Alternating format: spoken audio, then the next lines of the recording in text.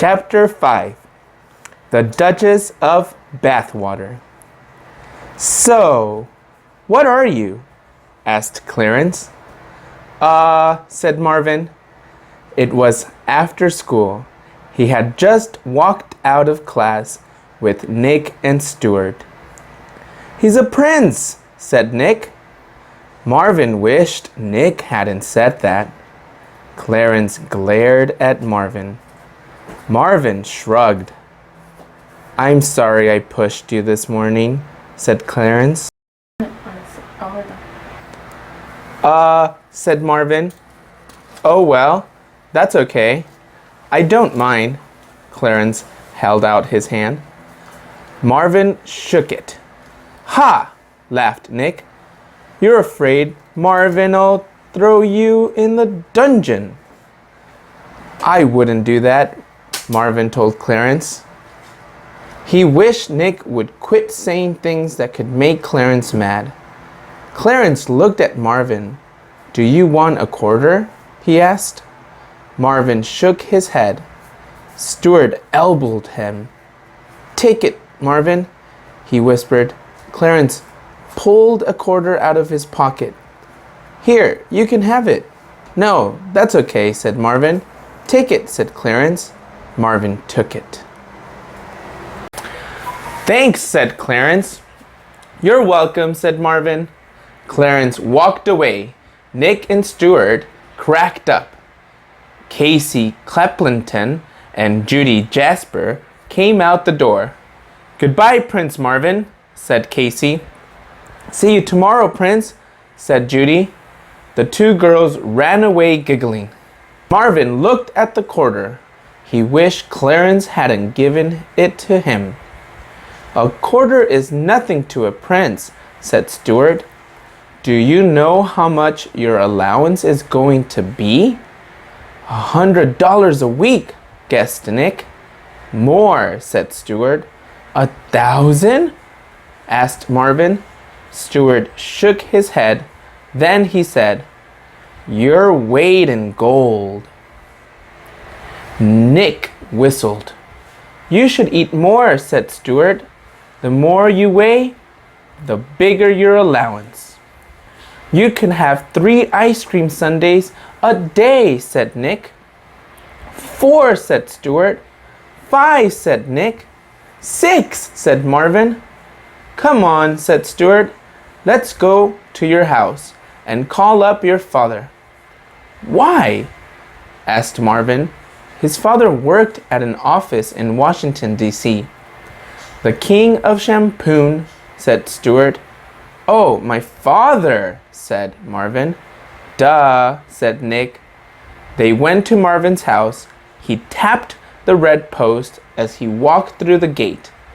They went straight to the phone in the kitchen. Stuart gave Marvin the number to call. Marvin looked at the phone. Don't you want to call him? Asked Stuart. Sure I do, said Marvin. He wasn't sure. Well, do it, said Nick. I will, Marvin said. Don't rush me. He picked up the phone. What are you going to say? Asked Nick.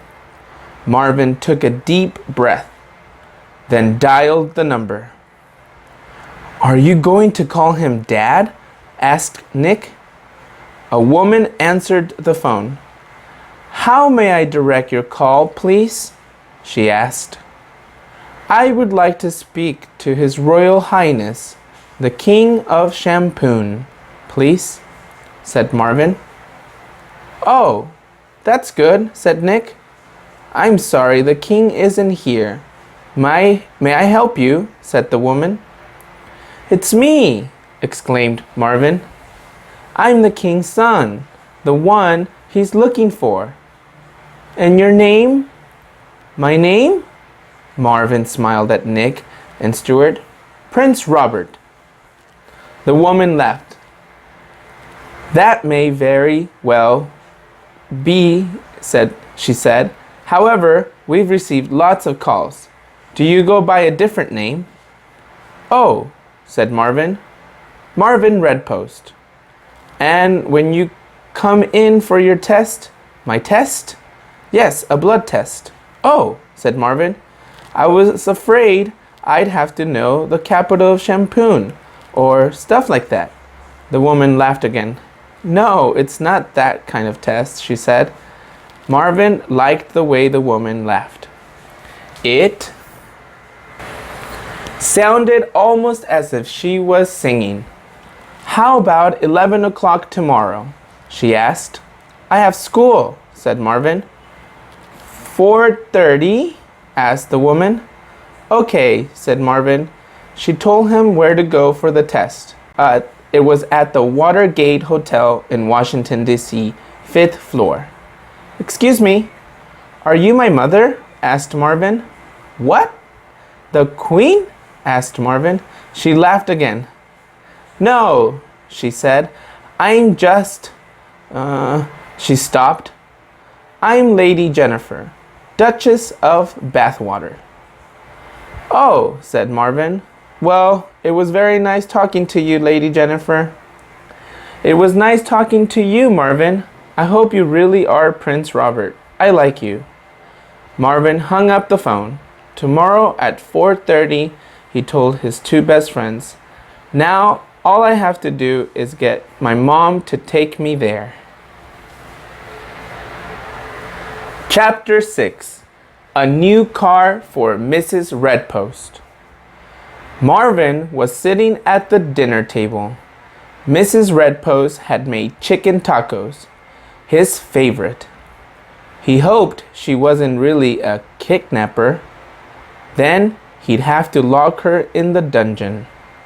Mr. and Mrs. Redpost, he said, I have something important to tell you.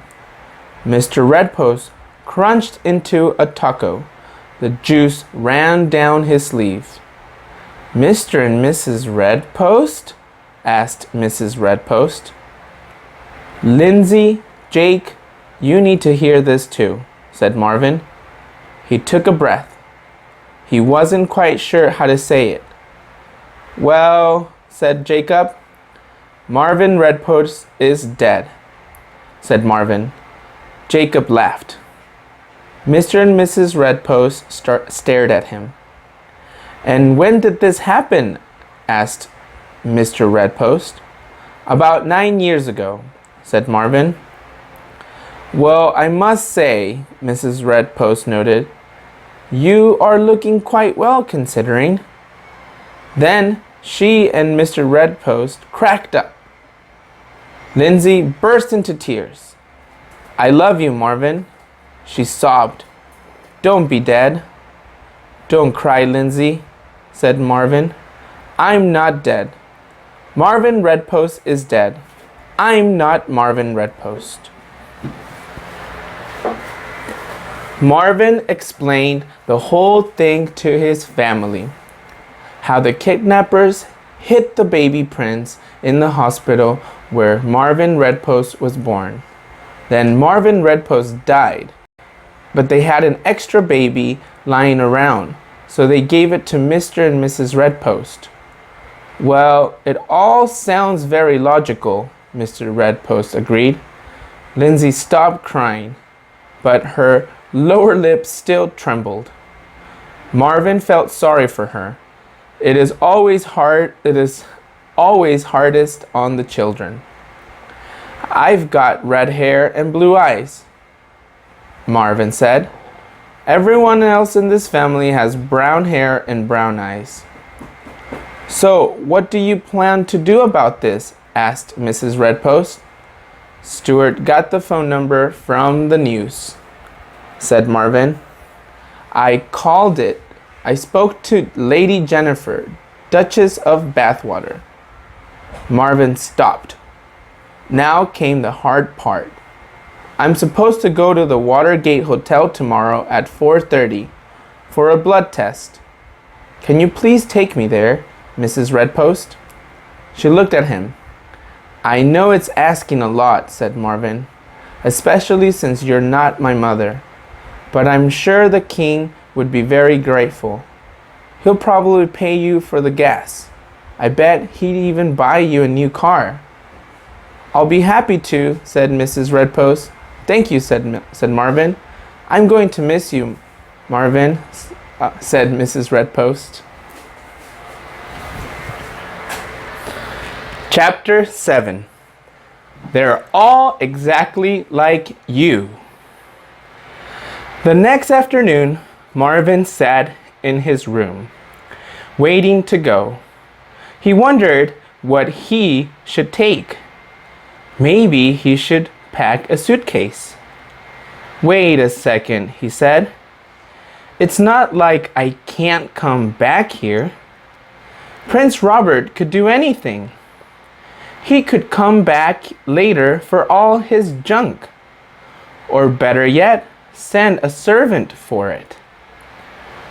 Do you want to live in a castle, General? He asked his lizard. General Jackson stuck out his tongue. Jacob came in. I just thought of something, Mar, he said. Maybe Mom and Dad are really the kidnappers. I thought about that too, said Marvin. But then she wouldn't take me for the blood test. It'd be too risky. Unless, said Jacob. What? Unless she's not really going to take you. What do you mean? No, never mind, said Jacob. If she killed you, she'd have to kill me and Lindsay too. She wouldn't do that. Probably not, Marvin agreed. Not Lindsay anyway. Marvin, shouted Lindsay from the bottom of the stairs. Time to go. They got in the car. Jacob and Lindsay were going along. They planned to meet Mr. Redpost for dinner in the city. You're welcome to come to dinner too, Prince, said Mrs. Redpost, if you're not too busy. Thank you, replied Marvin, but I imagine I'll have a lot to do. He knew Mr. and Mrs. Redpost didn't believe he was Prince Robert.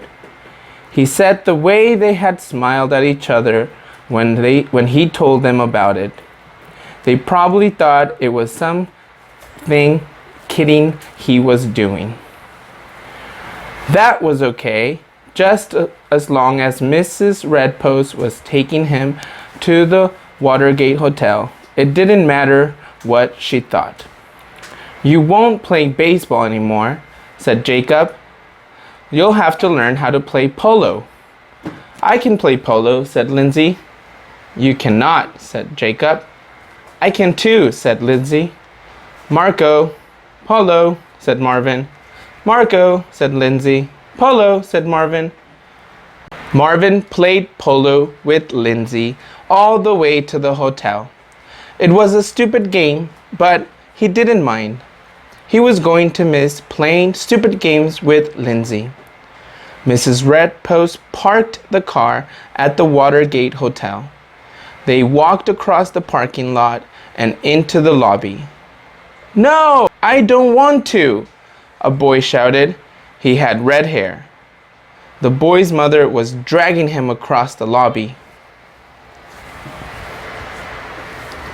Come on, she yelled. The boy was crying. We'll be rich, said the mother. But I'm not Prince Robert, the boy cried. Shut up, Arnold, said the mother. Someone might hear you. She pulled him into the elevator. Marvin and the Redposts got into the elevator too. The woman looked at Marvin.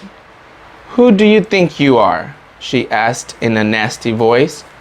Marvin was too afraid to answer. You are speaking to the Prince Robert, said Mrs. Redpost, sticking up for him. Marvin smiled at his former mother. Mrs. Redpost patted his head. I'm not that stupid, Prince, said the other boy. I don't even have red hair. My mother made me dye it. Shut up, Arnold, said the nasty woman. They got off the elevator and walked to the suite at the end of the hall. The door was open. Lindsay laughed. They're all exactly like you, Marvin. Marvin entered the room.